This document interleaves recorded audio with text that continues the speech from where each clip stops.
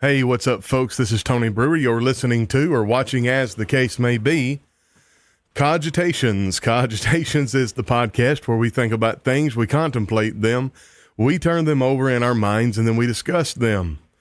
Daniel chapter 7, verse 28, Daniel writes, "Hitherto is the end of the matter. As for me, Daniel, my cogitations much troubled me. My countenance changed in me. But I kept the matter in my heart," and we're not going to keep the matter in our heart. We're going to talk about it. And today we're going to talk about the dangers of demonizing your enemies or your perceived enemies. You know,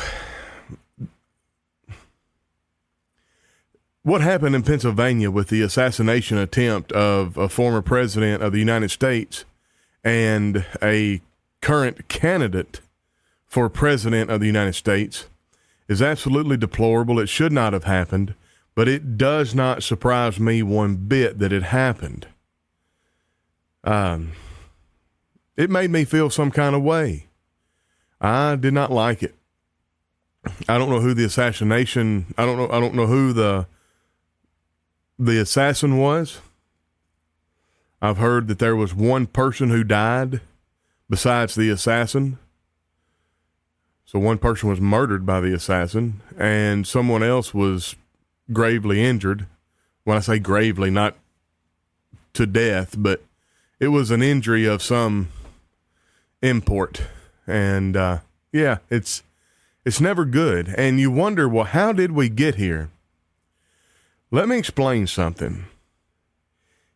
If you constantly cast your enemies or your perceived enemies in the absolute worst possible light that you can imagine, you are responsible for the socio-political climate that we are currently living in, whether it's the right or the left. If you constantly cast your enemies or your perceived enemies in the absolute worst possible light that you can imagine, then what you are communicating, what you are affirming by what you are saying, is that any means necessary to neutralize the threat of your enemies or perceived enemies is acceptable, and you will give no quarter. Now think about Adolf Hitler. If we constantly call a political figure Adolf Hitler, and we constantly compare that political figure and his actions and his desired outcomes, Adolf Hitler, what we are communicating by what we are saying, what we are affirming by what we are saying, is that any means necessary is acceptable for taking that individual out. I'm going to get a little political here, and I'm not even going to be apologetic for it. I'm just front-loading it so you know. There is only one side of the political aisle in the United States that is responsible for this. That's the left. And that was evident by what was being said on Twitter moments after the assassination attempt. Things like, you had one job. Oh, I can't believe he missed. And the left has been calling for violence since 2016. The left has been lying since 2020, at least, about Donald Trump. Remember, Joe Biden started his campaign by saying that Trump said that there were good people on both sides of a debate, and both sides, and one side of the debate included white supremacists, meaning Trump said that there were good white supremacists. That has been proven time and time again to be an outright lie. But yet, because Trump is, quote unquote, Adolf Hitler, because he has been demonized so badly, then any means necessary to stop him, meaning lying, exaggerating, embellishing, spinning the truth, and evidently now up to and including assassination, is acceptable because any means necessary to neutralize an evil like Adolf Hitler is necessary. This is contrary to God's will. Hello, Petra Simonis, Reginald Perry, and Scott Beck. Good to see y'all. And, I'm sorry that you're dealing with the death of your mom. Well, I'm glad you're back with God's people. That's a good place to be. Now, I have some information to disseminate. I wrote an article, and I'm just going to touch the hem of the garment here because I overlay this idea about the danger of demonizing our opponents, our enemies, our supposed enemies with the teachings of God's word. And I'm like, it's there. So political and social division seems to deepen on a daily basis. And there is a temptation to demonize those who disagree with us. And it grows stronger. I mean, it's very tempting to demonize the left right now. But I tell you what, if we demonize the left, we're no better than them, and there's no off-ramp. I listen to a couple of political pundit podcasters, and they talk about sometimes heading to civil war in the United States, and they're like, the reason we're saying this is because we see in the rhetoric coming from the left, they have backed themselves into a corner with their rhetoric so much that they cannot reconcile with the right. So if Donald Trump does win the election, they have demonized him to the point where there is no road back to reconciliation. That is the problem of demonizing our supposed enemies or opponents. This is why we don't do that with people. Think about if we did this with people in the church. You see, the reason this approach runs counter to biblical teachings, which advocate for reconciliation and understanding and love, even towards actual enemies, is because, think about the parable of the prodigal son. He goes off into the pigsty. If the father had gone around talking about how terrible his old terrible son was and how he's gone off and wasted his fortune and left the home and just demonized him to everybody in the local area where they live, how in the world could he have accepted him back? He may have been able to accept him back, but it would have only been as a servant and not a son. You see, we paint ourselves into a corner like that. Well, let's talk about why demonizing adversaries runs contrary to the biblical model. You know, the teachings of Jesus in the Gospel of Matthew. But I say unto you, love your enemies, bless them that curse you, and do good to them that hate you, and pray for them which despitefully persecute you. This is Matthew chapter 5.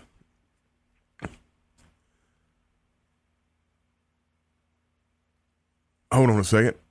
Matthew chapter 5, 53 through 40, or 43 through 44. I lost the reference there. Anyway, we are to pray for them which despitefully use us. I don't think we're to demonize those who persecute us. And I think about Romans 12, 19 through 21. In fact, I'm going to just go read it. Romans 12 is an interesting chapter. In my opinion, it's a chapter in how to live separate and apart from the world, but be in the world.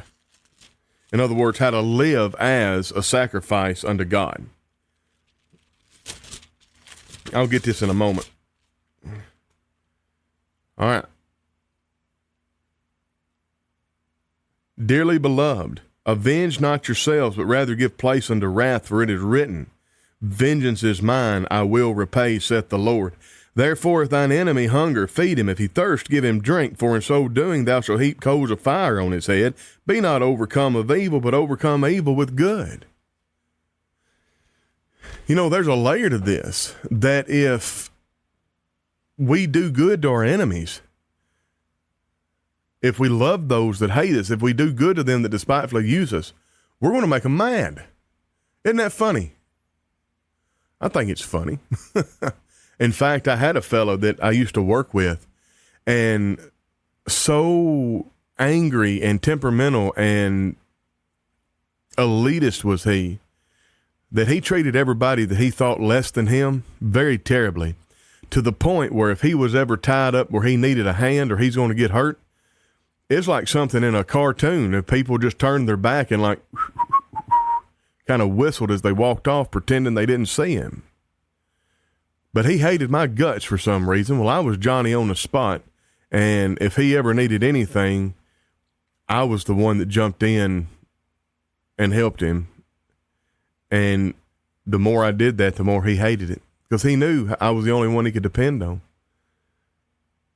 Well, I'm not saying that should be your sole motivation, but if you do that enough, there's bound to at least be some kind of begrudging respect from your enemy. That's why you don't demonize them, because again, there's no path back. And you don't demonize them in your own heart, and you don't demonize them with other people. Think about a husband and a wife.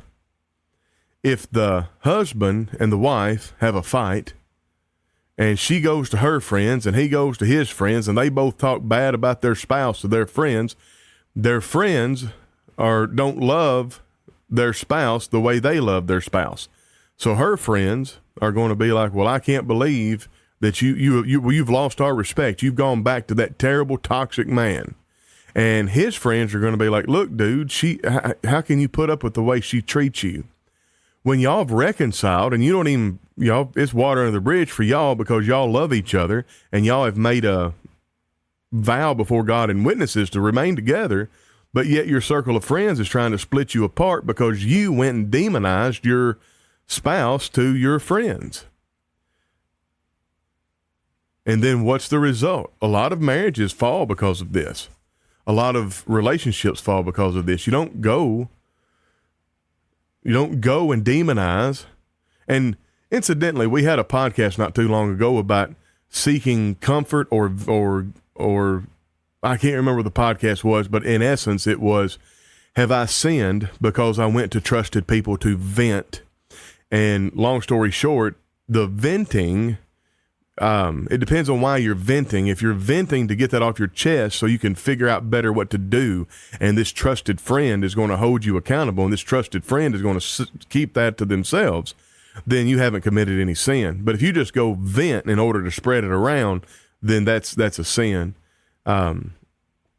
With this example of going and talking bad about people and venting about people and stuff like that, the more you do this, the more difficult it is to reconcile. And I feel like my train jumped the track because I left the notes. But anyway, let's get back to David and Saul. Let's get back to David and Saul. The Old Testament provides these practical examples of David and Saul. Or 1 Samuel 24, 6-7, we're not going to read it, but this is the account of when Saul was in the privy in the back of a cave, and David was hiding, and David had the opportunity to alleviate himself of Saul's problem. You got me? Instead, he just cut the hem of his garment and explained to him with his actions, I could have done this, but I didn't because you were God's anointed. David was always trying to find a way to reconcile with Saul. Here's the problem. Saul was demonizing David, and therefore there would never be a way back of reconciliation between David and Saul because of Saul's demonization of David. And then, of course, this Luke chapter 23, verse 34, think about Jesus on the cross. If anybody had a right to demonize the people of the moment, it would have been Jesus whenever they had nailed him to the tree. We are called to emulate the actions and character and attitude of Christ.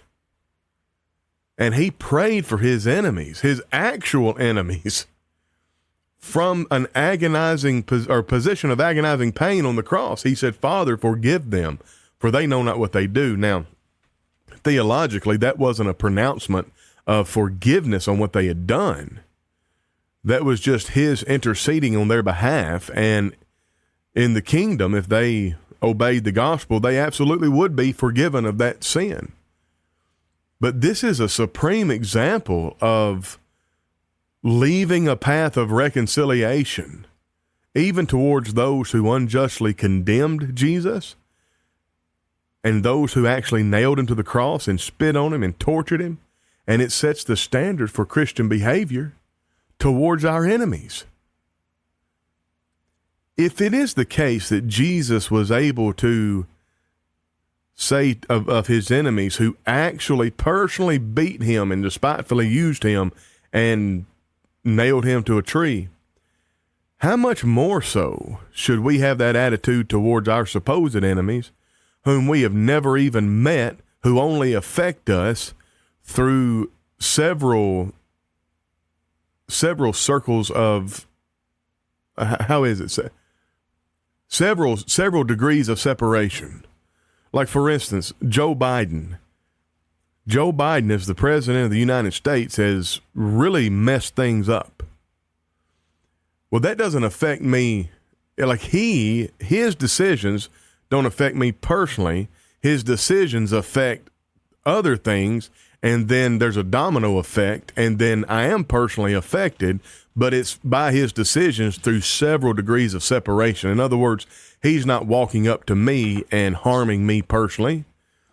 It's just the system he's created is harming me. And it's so weird to say that he's harming me because I'm in Canada and he's in the United States, but I promise you, so goes the United States, so goes the world. So how much more so should we have an attitude of, Father, forgive them for they know not what they do, and we don't demonize our political leaders. Now, we absolutely talk truthfully about the situation. We absolutely make the case of how they are evil in some cases, but we don't demonize them. These actions are evil. These people are evil. There is a path back. And if they stop what they're doing, turn from their ways and change their policies, then they will have a much better chance of doing what is right. Let's talk about the role of forgiveness in healing and restoration. Ephesians chapter 4, verse 32, Paul writes, "And be ye kind one to another, tenderhearted, forgiving one another, even as God, for Christ's sake, hath forgiven you." Notice the simile there. A simile is a comparison using like or as. We are to forgive others in the same manner that Jesus forgave us, or that God, for Jesus' sake, forgave us. I think this parallel passage is worded a little bit differently in Colossians, but the issue is, how does God, for Christ's sake, forgive us? Well, we are confronted with our sin, and we are asked to repent and bring forth fruit meet for repentance. That's how we are forgiven by God. Luke 17:3, "Take heed unto thyself, if thy brother trespass against thee, rebuke him, and if he repents, forgive him." It's an if-then proposition, folks. So, if we demonize our adversaries, or even our supposed adversaries, and we always cast them in the worst possible light, and we always talk about how terrible they are, then we run afoul of offering them the basic fundamental respect that a human being should be offered, and we end up causing things like the assassination of former president / current presidential candidate for the United States. Forgiveness is the key theme in Christianity, folks. It's essential, not just for the spiritual health of the individual, but also for the health of the entire Christian community. So we really need to take heart those words of Paul. And whenever somebody is run afoul of God's standard, we only need to deal with the facts. We don't need to demonize them. We need to pray for them. And we need to be like the father and the prodigal son, and with open arms, be ready for their return. Forgiveness, folks, allows the possibility, and forgiveness and long suffering. And I'm not talking about just letting somebody off the hook who hasn't repented. But if they've repented, if we've allowed them a path back because we haven't demonized them so much, then we have this possibility of restoration, and it prevents bitterness and resentment. And these things often accompany the prolonged conflict. Read the history of the Hatfields and McCoys. You know, nobody knows exactly how that feud started, but those two families demonized one another to the point where a Hatfield would shoot at a McCoy, or a McCoy would shoot at a Hatfield, and they would not know why. I want to read the conclusion verbatim of the article. Demonizing adversaries contradicts fundamental biblical principles and teachings, and it hinders reconciliation, perpetuates conflict, and erodes the moral fabric of society. The scriptures call for a radical approach, treating enemies with love, seeking peace, and demonstrating forgiveness as these actions reflect the heart of Christian doctrine and the example set by Christ himself. As society grapples with division, the timeless wisdom of the Bible provides a pathway towards healing and reconciliation, urging believers to see beyond the immediate grievances and to foster an environment where understanding and peace can flourish. This is what we're here to do. We are to be ministers. We are to serve reconciliation. The gospel is a gospel of reconciliation. It was given to the apostles. The apostles pass along the commission to us. Therefore, we, not as ambassadors as the apostles, but as ministers, we serve reconciliation. You cannot reconcile with someone while you are attempting to show the world how terrible they are. Now, let's get into the comment section. And Reginald Perry, your comment here really makes me happy. Scott Beck has got a question. Tony, is marking someone as inept at their job or even calling out someone who is a proponent of abortion, it doesn't appear to be well, come on, Tony. It doesn't appear to be demonization. I'm sure it's a fine line between the two. That's a thing. To be factual, and that's why we need to focus just on the facts. We need to be like Joe Friday and Bill Gannon, just the facts, ma'am. We don't deal with intentions. We don't deal with motivations. If somebody is advocating for the murder of babies in the womb, that is an evil stance, thereby making that person evil. And we can say that without demonizing them. If a woman was in the comment section and she said, well, I had an abortion and I don't feel like that makes me evil.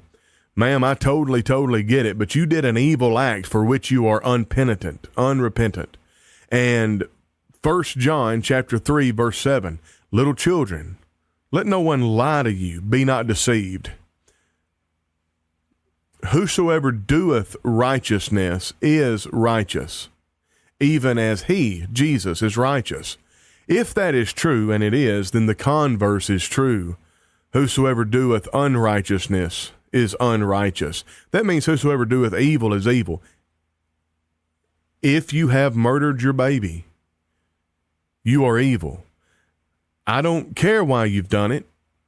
I don't know why you've done it. I know that the very act puts you in the camp of being evil. Now, I can demonize you, and I can talk about your motivations. I can talk about maybe why you've done that, but I don't think that's helpful. It's kind of like the LGBTQ argument back in the early days, whenever it was when the homosexuals were kind of being let into polite society. There was too much demonization. Well, I just can't see how anybody would be attracted. They're just sick. Those people are sick, and I hate them, and they're terrible. I've heard preachers pretty much say those things. And I'm like, well, wait a second. It's a sexual orientation. It's an attraction. And if we're going to be very charitable, which I believe the Bible calls us to be, then we can't allow our disgust to cloud how we deal with these people. It doesn't matter if you can fathom it or not. The fact is, these people, and it doesn't matter whether or not they're born that way, who cares?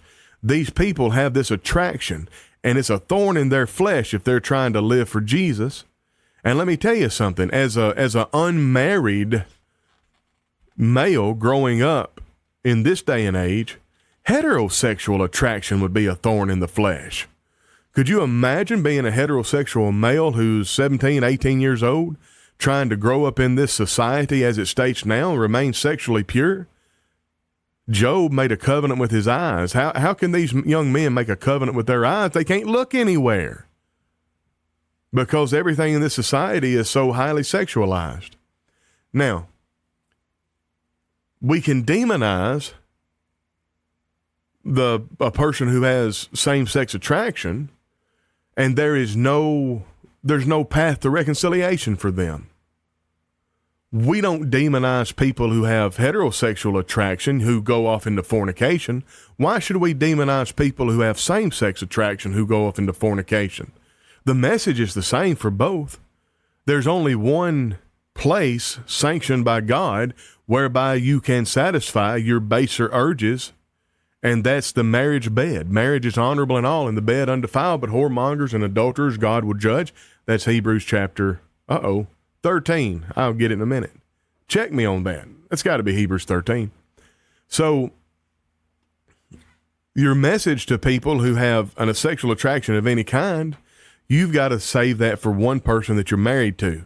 Now you might say, well, Tony, the homosexuals don't have that opportunity. That's exactly right. And Jesus covers that by implication in Matthew chapter 19, where there are some people who are eunuchs for the kingdom.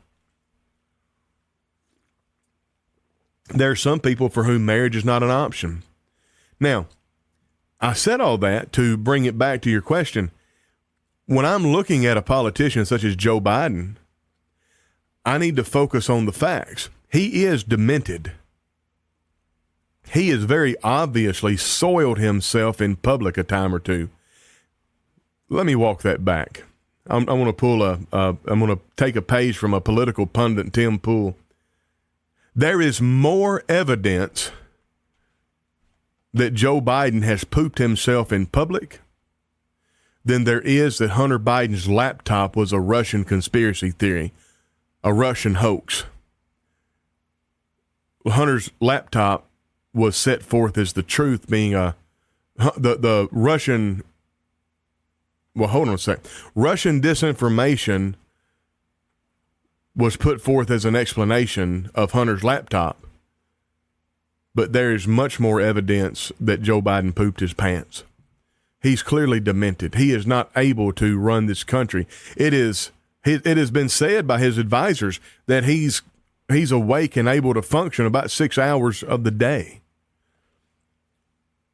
Talking about those things and talking about his positions, that's not demonizing.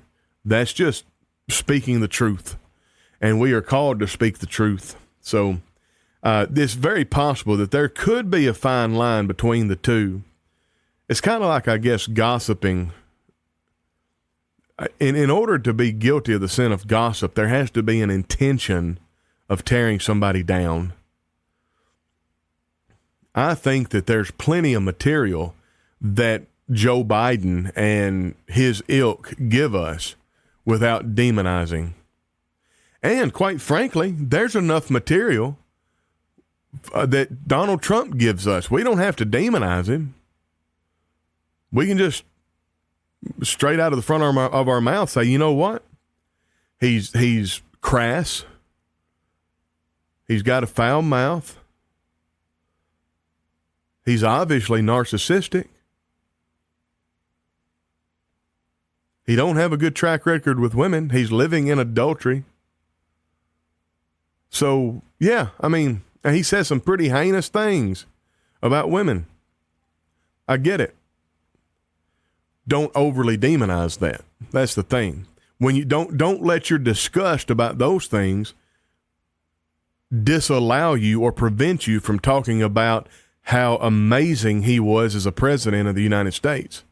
No new wars. He had a logical and reasonable plan to pull out of Afghanistan, not doing what Joe Biden did. And I don't agree with him about this, but, politically, he was the only president to take office who was in favor of gay marriage. whenever they began the office. That tells you how far the pendulum swings to the left, by the way. As president, he was good president. His policies were really good. My disgust at his persona, I'll not allow to color what I think of his policies. Just like I will not allow my disgust at Joe Biden's policies color what I think of his persona. I think that's where demonization comes in. You know, if you demonize Trump and it's always orange man bad, it doesn't matter if he's the best president in the world and by the time he gets through his presidency, everybody, you know, the dollar is back to where it used to be. Gas is 86 cents a gallon and the dollar is back in the lead of the world. There's going to be a subset of people that think he's a terrible president because of the demonization. Hey, Alabama, Trump doesn't hide his crassness on camera. The other candidates do. Absolutely. Well, think about, man, this is so sad. Have y'all read the history of Marilyn Monroe? Marilyn Monroe? Evidently, she was passed around and the Kennedys just used her up. And John F. Kennedy was a notorious womanizer. Incidentally, I wonder, now that I think about it, speaking of demonization, forgive me if this comes off as demonization, but you had the Kennedys were Democrats. They had issues of sexual scandal and just treating women like objects. You had Bill Clinton, who obviously treated women like objects. You had, and you got Monica Lewinsky and others, and they got a trail of dead people around them. I don't know if there's evidence that Barack Obama treated women as objects. I think his deal was he liked men. That's kind of come out. That's pretty well accepted now. But then I think about Joe Biden, and there's an actual credible sexual assault and really I would say rape accusation that just went the way of the dinosaur. Whenever it come out, that was the end of the Me Too movement. Trump, on the other hand, he had an accusation that was over 30 years old. All this, that, and the other. I'm not even going to go into it, but it was over 30 years old. They changed the law in order for 1 year they could forget about the statute of limitations. It was not credible. It did not have the ring of truth. And in fact, he was not found guilty. He was just found civilly liable, which is a big difference. There wasn't enough evidence to get it to stick in criminal courts, what I'm saying. And then Brett Kavanaugh, who obviously wasn't running for an office, but these uncredible things come out of the woodwork. Russell Brand, these uncredible allegations came out of the woodwork. Anyway, where am I going with that? It seems to me that only one side of the political aisle has all of the credible allegations of sexual assault. And then the other side of the aisle is pretty clean. I think that's why the Me Too movement just kind of fizzled out, by the way. It's because the left wing wanted to demonize all these conservative men with these conservative values, and it flew back in their face. Do you remember whenever Mike Pence was demonized? And I don't think Mike Pence, I think as far as a politician, he's an empty suit and probably part of the deep state, so I don't have much respect for him as a politician. But he had a rule. He said, I'm not going to go out to eat with a woman that's not my wife alone. And the left painted him, demonized him as a womanizer, as a philanderer, as a pervert. I think that's a pretty good scruple to have. That's a pretty good boundary to have. I mean, what if I told you that I have 3 single female friends and I go out, I take in the first week of the month, I take one out to dinner. The second week of the month, I take another. The third week of the month, I take another. And the fourth week of the month, I go on a date with my wife. That would just sound strange to you, wouldn't it? That would cause you to look at me like, well, what do you mean, Tony? Oh, it's just nothing. We just go and hang out and talk, and it's just kind of nice to have this female friend. Well, yeah, that's not holding yourself above reproach. But again, because of the demonization, there's no path back. Folks, I just don't have a whole lot of stuff to say about this today. I think that what we ought to do is we ought to stick with just the facts. Don't worry about motivation. And if you dig back in my past, you'll probably see me violating this exhortation that I'm giving. I'm not a hypocrite. I'm just a human. I'm not perfect. I don't always follow my own advice, but I try. And I think that's what we ought to do. I think we ought to practice 1 Corinthians 13, be very charitable, and if we have to call out ineptness, if we have to call out evil, if we have to call out evil deeds, we need to stick with the facts. Don't embellish. Don't make it any worse than it is. There's enough material there. You don't have to make anything up. You don't have to cast anything in a bad light. Folks, that's all I've got for you. This has been Tony Brew with Cogitations. I hope you would subscribe to Apple Podcasts, Spotify, and TuneIn Radio. I just re-upped the Podbean channel for a year. I don't know what's going on with the algorithm. We're hovering around, I can't remember the downloads now, but the podcast format changed, and I think it dumped us in the algorithm. So if you would go subscribe to Cogitations on Podbean and maybe listen to some of the content there and share some of the content from there, that would be great. And Substack is just on fire. If you go to Substack and subscribe, you get access to an article in your inbox every morning. And a few hours later, that same article will be delivered, but it'll be in the narration form. And then Aaron puts an article behind a premium paywall every Saturday. And yeah, that's about all. Hey, Alabama, I'm with you. I had to repent of saying things about elected officials. I tried hard not to name call and such. Me and you both. And if you're a human and I'm a human, I dare say, as hard as we try, emotions are probably going to get the best of us at some point in the future, and we'll fall short of this standard that we hold ourselves to. That doesn't make us hypocrites. That doesn't make us failures.